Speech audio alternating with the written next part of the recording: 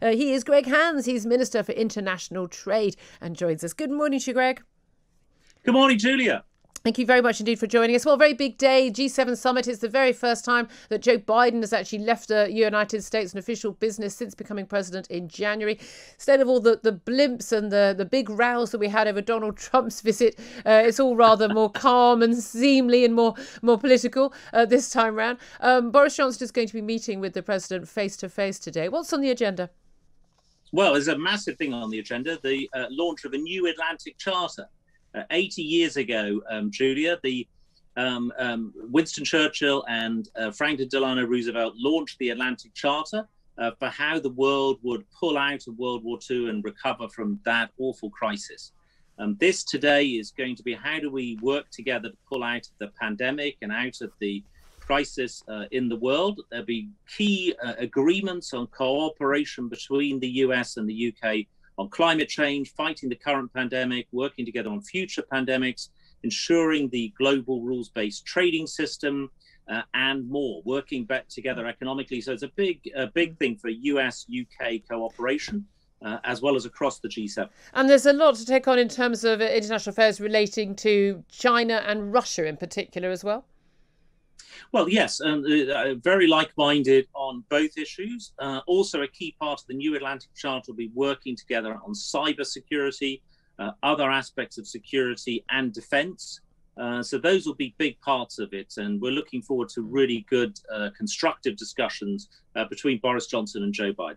Let's also talk about the sausage wars. Front of the Times today. Joe Biden ordered his most senior official here in the UK to have a word with our Brexit minister, Lord Frost, of course, who was our chief negotiator over Brexit with the EU. He's accused the Prime Minister of inflaming Irish tensions over this bid to extend the delay on the Northern Ireland Protocol, sort of basically not having the full checks on items, particularly processed meat, sausages coming from the British mainland over the Irish Sea to Northern Ireland. Is Joe Biden right to say that the British government is inflaming Irish tensions? Because it seems to me that it's the EU inflaming Irish tensions and also Joe Biden by getting involved. Well, look, we absolutely agree with Joe Biden and the United States on the importance of the Good Friday Agreement and the importance of preserving peace in Northern Ireland. I mustn't forget the US, of course, is a co-guarantor of the Good Friday Agreement. Joe Biden's a friend, Senator George Mitchell, almost an exact contemporary of Joe Biden's, was part of that negotiation back in 1998 as Bill Clinton's special envoy to Northern Ireland. So actually, there's a lot of really, really good, helpful involvement in the United States in the whole process. The most important thing here is to preserve the peace and the Good Friday Agreement. Julia, 25 years ago, I went to Northern Ireland during the first ceasefire, which regrettably only lasted about 3 or 4 months. The current Good Friday Agreement has lasted 23 years. The most important thing is to preserve that. It's not just about sausages. I know that sort of caught a lot of attention, but it's about a lot of other products as well, like medicines getting from Britain to Northern Ireland, about people being able to travel with their pets. It's all about the European Union taking a more pragmatic approach to these rules. There's nothing in any of that threatens health or safety or food safety in the European Union. We need a more pragmatic approach to make sure the protocol. When you say pragmatic, what you mean is you don't want the EU to actually stick by the letter of the agreement that Boris Johnson actually signed with the EU. We're speaking to Tom Tugendhat a little bit earlier, the chair of the Foreign Affairs Select Committee, a fellow Tory MP on your benches, points out, well, this was what Boris Johnson signed up to. The EU are being sticklers. They're not going for the spirit they're going for the letter of the law. They're trying to make life difficult. You could argue by the way, the people who wanted to invoke key articles in the Northern Ireland Protocol over vaccines back in January, that they're the ones who are very happy to inflame intentions as and when they choose.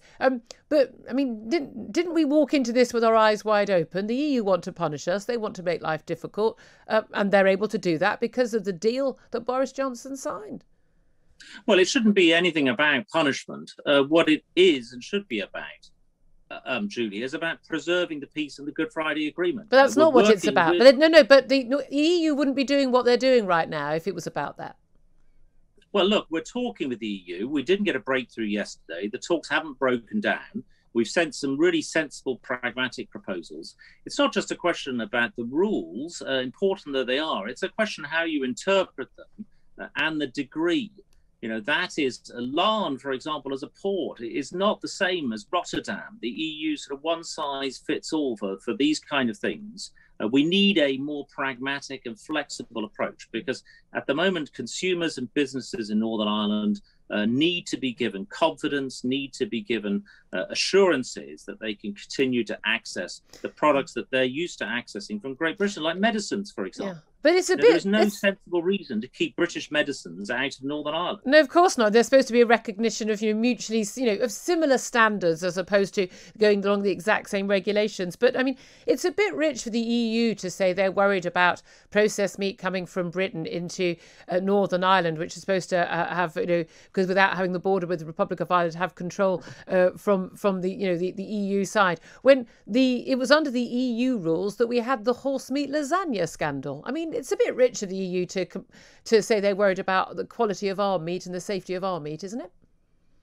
Well, look, at the end of December, at the end of the transition period, we rolled over all of the EU rules. The key question now is what comes in the future. Does the UK have the ability to diverge? The EU has already diverged from that common set of rules. So we need to know for certain, which is absolutely the right policy. The UK has the ability to diverge, but currently there is nothing in the UK rule book that would threaten the European Union in terms of its food safety, animal welfare, and other legislation, key parts of what in trade are called SPS rules. Let's talk about another issue that's on the table in terms of that conversation between Boris Johnson and Joe Biden today when they meet one-on-one, and that is about US-UK travel. That Atlantic corridor is one of the most vital trade corridors in the entire world. It's absolutely crucial to the airline industry and the tourism industry. It's crucial for our imports, our exports. They are our biggest single one-nation trading partner. And yet, right now, we are banned from travelling to each other's countries, unless, of course, you've got a diplomatic passport when you don't have to self-isolate, because, as you know, COVID doesn't affect people who have diplomatic passports. Apparently, that COVID got that memo. How likely is it that we're going to reopen travel and do what pretty much most of the EU has done, which is open up travel to everyone with a double jab? Well, thank you, Julia. First, to point out, I don't have a diplomatic passport. British ministers and MPs don't. I know you weren't suggesting. No. I mean everyone arriving for the G7 summit. I mean, if any of us arrive from any of the countries they're arriving from, we would have to self-isolate and get numerous tests. But for some reason, these diplomats don't have to. Could you explain to me the medical reasons behind that? Well, look, there are certain exemptions in the COVID rules. And actually, the bigger picture is I think it is very important for the G7 to discuss recovery from the pandemic. That's a key part. But just could you explain to me the medical backup? Because we get all these scientists. I mean, we're ruled by the science data and everything. What was the medical evidence that said there should be exemptions for people who need to have diplomatic talks face to face? I mean, because if it's all about safety, as we're told constantly, because we're not allowed our freedom because you're trying to keep us safe. Why are we not at risk from hundreds, probably thousands of people arriving in the country who aren't self-isolating from countries that we're not allowed to travel to and travel back from? Well, Julia, look, I'm not aware of all of the delegations to the G7, what their testing regime is, but I'm pretty sure that there will be a testing regime. No. We're not allowed to just have tests. We have to self-isolate. Unless everyone's coming from Iceland and Australia and New Zealand, which they're not. Most of the G7 countries are on our amber list, and those people are arriving in this country with all their delegations, their security, their staff, their PAs, their everybody, and they're not having to self-isolate. Is there a medical reason for that? Well, look, I'm not familiar with all of the regulations in relation to everybody who's attending the G7 summit. What I can say in terms of the travel bridge, which I think is what you originally asked me about, the travel task force between the UK and the US, you're absolutely right, Julia. The importance of that movement of people between the US and the UK, family, for tourism reasons, but also for investment. Every day, more than 1 million people in this country go to work for American companies. Over in the US, more than 1 million people go to work for British companies. There's a massive importance, investment in each other's economies. Just recently, we have various US companies announce expansions in the UK, like Heinz, like Innova Medical Group, Liberty Global have announced big expansions in the UK. We want to see business travel back between the US and the UK. That is why the two governments, between the two departments of transport, have set up this travel task force to seek to reopen those links as soon as we can. America has a lower COVID case rate than we have. Why don't we open up, and why don't we do what, as I said, other European countries are all doing? The EU has agreed. If you're double jabbed or you've got your negative test, but certainly if you're double jabbed, you can travel freely without even testing, and certainly not self-isolation. Why don't we do that? Well, I expect these will be the sort of questions that will be looked at by the travel task force that is being set up just today. Between the US and the United Kingdom, exactly that sort of question. It's the 11th of June. We're supposed to be reopening in 10 days' time. Why is it just being talked about now? Well, look, I mean, in terms of like a lot of the progress that both countries in the US and the UK have made on vaccinations, which you rightly refer to, Julia, in this country now, 77% of adults have received at least a single dose. More than 50% have received 2 doses. The figures in the United States continue to rise and be very high. Actually, we both had like big success on our vaccination programs. Now is the right time to look at reopening travel between our two countries, and that is exactly what that task force is for. No, you should have been looking at it before. I mean, if Europe can reopen, as of yesterday, France is open to any travellers without isolation, as long as you've got 2 jabs. Why are we not open to them? Well, look, this is in terms of the US. That's what the travel task force will be looking at. Wait a second. International travel was supposed to have reopened on the 17th of May. Why are you looking at it on the 10th of June? Well, this is a specific thing in relation to the United States between our Prime Minister and the President to get on with reopening that corridor. I think we're doing what you want us to do. No, you're doing it far. No, you're not. You're doing it far too late. Can we just go back to what is the medical reason why some people have to self-isolate and some people don't have to self-isolate? I completely understand that people having conversations face-to-face is very important. People seeing their families is very important. For a lot of people, after a really hard year, going on holiday is actually very important. It may not be a fundamental human right, but it is a human right. Can you explain to me what the medical difference is between someone travelling with Joe Biden or Emmanuel Macron arriving in this country, and why they uniquely are not a risk to the British people when they arrive here and don't self-isolate, but that anyone else, any of my listeners travelling to any of those countries and arriving back would be? Look, I'm telling you, Julie, I'm not familiar with the specific rules. No, I'm not asking you about the rules. We know what the rules are, and we know that they are legally exempt. But if there is a medical risk from people arriving from those countries that we have to isolate for 10 days, why is that risk not applicable to those arriving on diplomatic passports?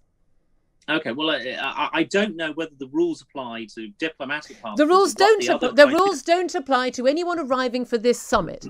I want to know why they don't apply. What is the medical reason for that? If the rules are in place because we are putting lives at risk if people can't travel to another country and travel back without facing 10 days of quarantine, which most people who don't get to work at home on their laptops can't remotely afford to do, why is it okay for some people to do it and other people not?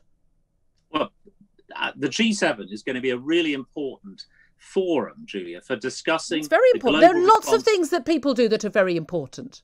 Okay, but can I just be allowed to finish my sentence? And a very important forum for discussing how we get out of and how we recover from this pandemic, including the medical side of the pandemic, but also looking at how we combat future pandemics. There's a very, very important opportunity, actually the first such opportunity in many ways, for the leaders of the 7 most important Western economies to come together to discuss exactly these kind of issues. Now, how in the medium to long term do we combat this pandemic, future pandemics? So I think that absolutely getting everybody together to talk about this. It's a great idea.